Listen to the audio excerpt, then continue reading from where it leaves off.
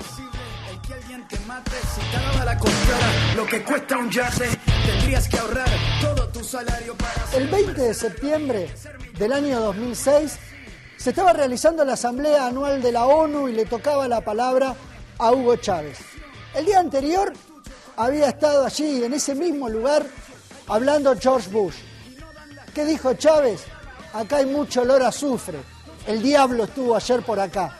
E hizo una denuncia muy fuerte del imperialismo norteamericano y pidió reformas en la propia estructura de la ONU.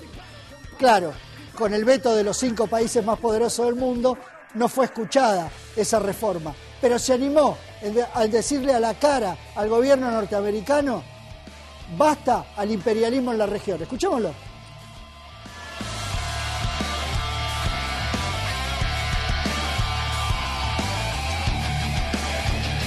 On behalf of the General Assembly, en nombre de la Asamblea General, tengo el honor de dar la bienvenida a las Naciones Unidas a Su Excelencia el señor Hugo Chávez Frías, presidente de la República Bolivariana de Venezuela, e invitarle a dirigirse a la Asamblea.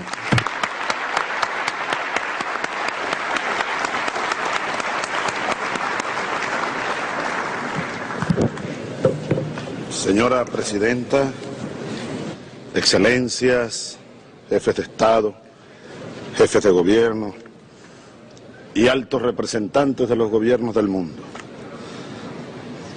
Muy buenos días a todos y a todas. En primer lugar, quiero invitarles con mucho respeto a quienes no hayan podido leer este libro a que lo leamos. Noam Chomsky, uno de los más prestigiosos intelectuales de esta América y del mundo. Chomsky, uno de sus más recientes trabajos, Hegemonía o Supervivencia. Hegemonía o Supervivencia. La estrategia imperialista de Estados Unidos. Excelente trabajo para entender lo que ha pasado en el mundo del siglo XX, lo que hoy está pasando y la más grande amenaza que se cierne sobre nuestro planeta, la pretensión hegemónica del imperialismo norteamericano, pone en riesgo la supervivencia misma de la especie humana. Seguimos alertando sobre ese peligro y haciendo un llamado al propio pueblo de los Estados Unidos y al mundo para detener esta amenaza que es como la propia espada de Damocles. Yo pensaba leer algún capítulo, pero por respetar el tiempo, más bien lo dejo como una recomendación. Se lee rápido, es muy bueno, señora Presidenta, seguramente usted lo conoce. Está publicado en inglés, en alemán, en ruso, en árabe, seguramente. Miren, yo creo que los primeros ciudadanos que deberían leer este libro son los ciudadanos, hermanos y hermanas de los Estados Unidos. Porque la amenaza la tienen en su propia casa. El diablo está en casa, pues. El diablo, el propio diablo está en casa. Ayer vino el diablo aquí. Ayer estuvo el diablo aquí.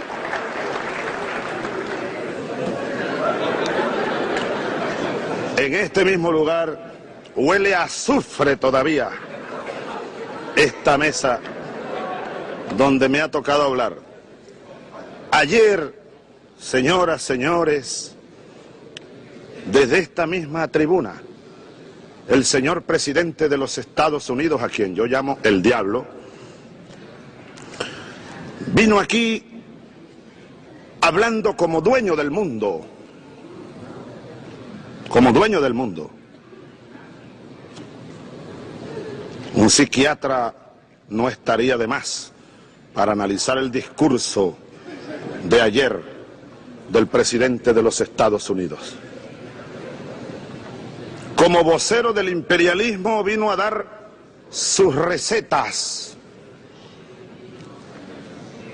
para tratar de mantener el actual esquema de dominación, de explotación y de saqueo a los pueblos del mundo. Para una película de Alfred Hitchcock estaría buena. Incluso yo propondría un título: La receta del diablo. Es decir, el imperialismo norteamericano, y aquí lo dice Chomsky con una claridad meridiana y profunda, está haciendo desesperados esfuerzos por consolidar su sistema hegemónico de dominación. Nosotros no podemos permitir que eso ocurra.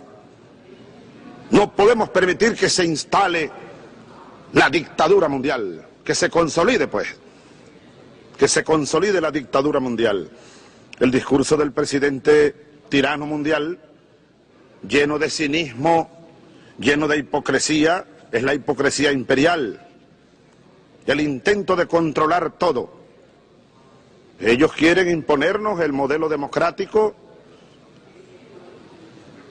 como lo conciben, la falsa democracia de las élites, y además un modelo democrático muy original, impuesto a bombazos, a bombardeos y a punta de invasiones y de cañonazos.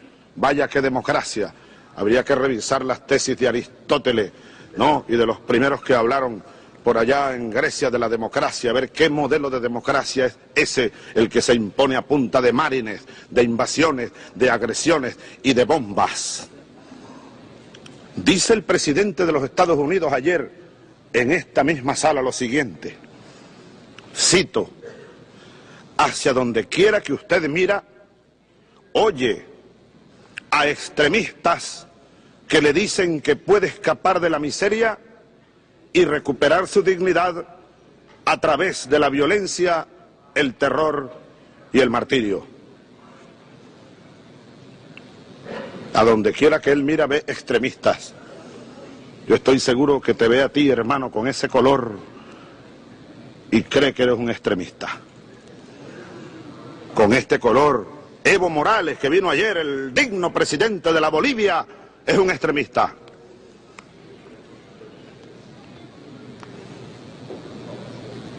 Por todos lados ven extremistas los imperialistas. No, no es que somos extremistas. Lo que pasa es que el mundo está despertando y por todos lados insurgimos los pueblos. Yo tengo la impresión, señor dictador imperialista, que usted va a vivir el resto de sus días con una pesadilla, porque por donde quiera que vea vamos a surgir nosotros, los que insurgimos contra el imperialismo norteamericano, los que clamamos por la libertad plena del mundo, por la igualdad de los pueblos, por el respeto a la soberanía de las naciones. Sí, nos llaman extremistas. Insurgimos contra el imperio, insurgimos contra el modelo de dominación. Luego, el señor presidente vino a hablarle, así lo dijo: hoy quiero hablarles directamente a las poblaciones del Oriente Medio. Mi país desea la paz. Esto es cierto. Si nosotros nos vamos por las calles del Bronx, si nosotros nos vamos por las calles de Nueva York, de Washington, de San Diego, de California, de cualquier ciudad, de San Antonio, de San Francisco, y le preguntamos a la gente en las calles, a los ciudadanos estadounidenses, este país quiere la paz. La diferencia está en que el gobierno de este país, de Estados Unidos, no quiere la paz. Quiere imponernos su modelo de explotación y de saqueo y su hegemonía a punta de guerras. Esa es la pequeña diferencia. Quiere la paz. ¿Y qué está pasando en Irak? ¿Y qué ha pasado en el Líbano y en Palestina? ¿Y qué ha pasado en 100 años, pues? En América Latina y en el mundo. Y ahora las amenazas contra Venezuela, nuevas amenazas contra Venezuela, nuevas amenazas contra Irán. Le habló al pueblo del Líbano. Muchos de ustedes, dijo, han visto cómo sus hogares y sus comunidades quedaron atrapadas en el fuego cruzado. Vaya qué cinismo, vaya qué capacidad para mentir descaradamente ante el mundo. Las bombas en Beirut y lanzadas con precisión milimétrica son fuego cruzado. Creo que el presidente está pensando en las películas del oeste, cuando se disparaba desde la cintura y alguien quedaba atravesado en el fuego cruzado. Fuego imperialista, fuego fascista, fuego asesino y fuego genocida, el del imperio y el de Israel contra el pueblo inocente de Palestina y el pueblo del Líbano. Esa es la verdad. Ahora dicen que sufren, que estamos sufriendo, porque vemos sus hogares destruidos. En fin, el presidente de los Estados Unidos vino a hablarle a los pueblos. Vino a hablarle a los pueblos. Vino a decir además, yo traje, señora presidenta, unos documentos, ¿no? Porque estuve esta madrugada viendo algunos discursos y actualizando mis palabras. Le habló al pueblo de Afganistán, al pueblo del Líbano, al pueblo de Irán le digo, al pueblo del Líbano le digo, al pueblo de Afganistán le digo. Bueno, uno se pregunta, así como el presidente de los Estados Unidos le dice, le digo a esos pueblos, ¿qué le dirían esos pueblos a él? Si esos pueblos pudieran hablar, ¿qué le dirían? Yo se los voy a recoger porque conozco la mayor parte del alma de esos pueblos, los pueblos del sur, los pueblos atropellados. Dirían, Imperio Yankee, go home. Ese sería el grito que brotaría por todas partes si los pueblos del mundo pudieran hablarle a una sola voz al imperio de los Estados Unidos. Por eso, señora presidenta, colegas, amigas y amigos, nosotros el año pasado vinimos aquí, a este mismo salón, como todos los años, en los últimos 8, y decíamos algo que hoy está confirmado plenamente, y yo creo que aquí casi nadie en esta sala pudiera pararse a defenderlo, a defender el sistema de Naciones Unidas. Aceptémoslo con honestidad. El sistema de Naciones Unidas, nacido después de la Segunda Guerra Mundial, colapsó, se desplomó, no sirve. Ah, bueno, para venir aquí a dar discursos, a vernos una vez al año, sí, para eso sí sirve. Y para hacer documentos muy largos y hacer buenas reflexiones y oír buenos discursos como el de Evo ayer, como el de Lula. Sí, para eso sirve. Y muchos discursos del que estábamos oyendo ahora mismo, del presidente de Sri Lanka y de la presidenta de Chile. Pero nos han convertido a esta asamblea en un órgano meramente deliberativo, sin ningún tipo de poder para impactar de la más mínima manera la realidad terrible que vive el mundo. Por eso nosotros volvemos a proponer, Venezuela vuelve a proponer aquí hoy, este día 20 de septiembre, que refundemos las Naciones Unidas. El que alguien te mate, si cada la comprara, lo que cuesta un yate, tendrías que ahorrar. En septiembre del año 2008, el diplomático norteamericano en Bolivia, Philip Goldenberg, se reunió con los principales dirigentes opositores de Pando, Beni, Tarija y Santa Cruz de la Sierra, lo que se conoce como la medialuna en Bolivia, los sectores más pudientes de ese país, que en ese momento estaban teniendo una postura de rebeldía separatista con respecto al gobierno de Evo Morales. El presidente boliviano echó al diplomático norteamericano, a Philip Goldenberg, e inmediatamente Estados Unidos expulsó al embajador boliviano en ese país. En solidaridad, el presidente venezolano Hugo Chávez hizo lo propio con el diplomático norteamericano y tuvo un discurso muy duro y encendido contra el gobierno de ese país. Vamos a escucharlo.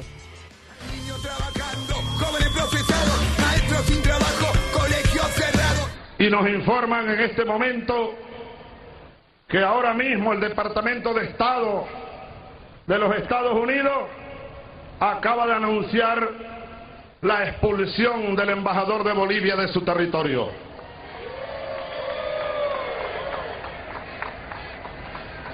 Bueno, nosotros comenzamos desde este momento a evaluar las relaciones diplomáticas con el gobierno de los Estados Unidos. Acabo de hablar con el canciller y para que Bolivia sepa que no está sola, a partir, ¿qué hora es? Son las 7:15. Tiene 72 horas a partir de este momento el embajador yanqui en Caracas para salir de Venezuela. En solidaridad con Bolivia y el pueblo de Bolivia y el gobierno de Bolivia. Tiene 72 horas el embajador para abandonar territorio venezolano. Y de inmediato, señor canciller Maduro, de inmediato mande por nuestro embajador antes que lo echen de allá, que se venga de una vez nuestro embajador, el gran compañero Bernardo Álvarez, que regrese a la patria. Cuando haya un nuevo gobierno en Estados Unidos, mandaremos un embajador. Un gobierno que respete a los pueblos de América Latina, a la América de Simón Bolívar, carajo. Váyanse al carajo, yanquis de mierda, que aquí hay un pueblo digno. Aquí hay un pueblo digno, yanquis de mierda. Váyanse al carajo 100 veces. Aquí estamos, los hijos de Bolívar, los hijos de Guaycaipuro, los hijos de Tupac Amaru. Y estamos resueltos a ser libres. Hago responsable de todo esto y lo que pueda ocurrir al gobierno de Estados Unidos, que anda detrás de todas las conspiraciones contra nuestros pueblos. Hago responsable al gobierno de los Estados Unidos por el envío petrolero de Venezuela a aquel país. Si viniera alguna agresión contra Venezuela, pues no habrá petróleo para el pueblo ni para el gobierno de los Estados Unidos. Nosotros, yanquis de mierda, sépanlo, estamos resueltos a ser libres, pase lo que pase y cuéstenos lo que nos cueste. Ya basta de tanta mierda de ustedes, yanquis. Ya basta. Ojalá, como dicen nuestros hermanos los árabes, ojalá, inshallah, salam aleikum, ojalá que algún día el pueblo de los Estados Unidos tenga un gobierno con el que se pueda conversar. Ojalá algún día pronto, más pronto que tarde, ese país tenga un gobierno que respete a los pueblos y los gobiernos de América Latina. No le pedimos más nada, que nos respeten, porque nosotros merecemos respeto.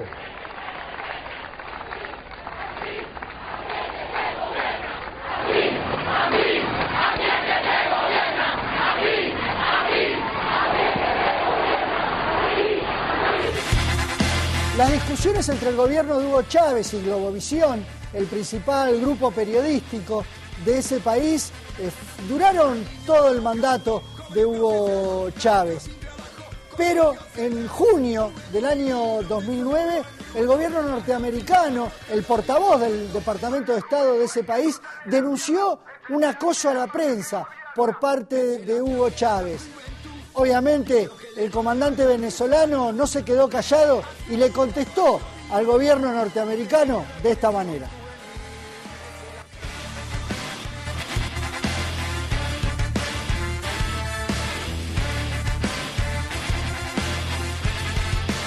Aquí está, esto es de hoy. Estados Unidos critica a Venezuela por acoso a la prensa y pide a la región que reaccione. ¿Con qué moral el gobierno de Estados Unidos? Este es el gobierno de Estados Unidos, el gobierno de Obama, pues. Esto es de hoy. un portavoz oficial dijo: pedimos a todos los gobiernos que tomen medidas para garantizar la libertad de expresión y para garantizar los principios de la Carta Democrática. Más adelante dijo: muchos de los desafíos provienen de gobiernos que son reticentes a aceptar críticas. Si algún gobierno en este mundo, con todo el respeto a los demás gobiernos, pero si un gobierno aquí ha sido tolerante, no solo con la crítica, con la ofensa, con la agresión permanente, es el gobierno venezolano. Hace poco llevaron a ese grupo de intelectuales y dijeron lo que les dio la gana. Yo más bien los invité a que fueran a los presidentes a un debate con otros intelectuales. No quisieron. Que show, que si Vargas Llosa contra Chávez. Yo le dije: anda a ganar unas elecciones primero para que debatamos de presidente a presidente. Que Vargas Llosa, anda, arranquéate primero, pues. Han sido tolerantes, han sido tolerantes con la conspiración. Incluso. Con la conspiración. En los Estados Unidos lo meten preso. Bueno, no solo preso, Daniel. En Estados Unidos. Tú sabes lo que me dijo un señor representante, congresista estadounidense, un día que estábamos discutiendo allí en el Palacio de Miraflores. Y yo le dije: mira, porque somos amigos y tenemos diferencias, pero bueno, algunas coincidencias, pero somos amigos.